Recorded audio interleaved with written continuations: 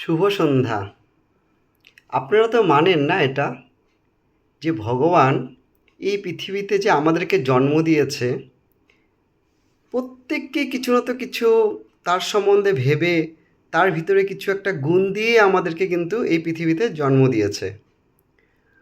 কারণ কি, আমরা হয়তো নিজেকে নিজে বুঝতে পারি না অনেক সময় যে আমার ভিতরে কী গুণ আছে, সেটাকে হয়তো বের করতে আমাদেরকে একটু টাইম লাগে।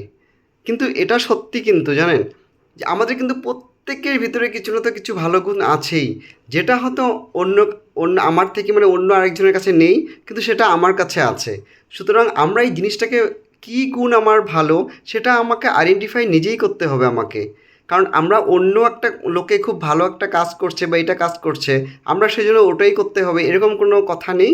আপনি আপনার ভিতরের, যে আপনি কিসে ভালো বা আপনি কী করতে ভালোবাসেন, আপনার কী গুণ, যেটা নিয়ে আপনি অনেক অনেক এগিয়ে যেতে পারবেন, আপনি সেটাই ভাবেন। অর্থাৎ আপনি নিজেকে নিয়ে ভাবেন, নিজেকে নিয়ে অ্যানালাইসিস করুন, আর দেখবেন আপনার পথে অনেক সুন্দর সুন্দর উপহার আপনার জীবনে আসতে থাকবে।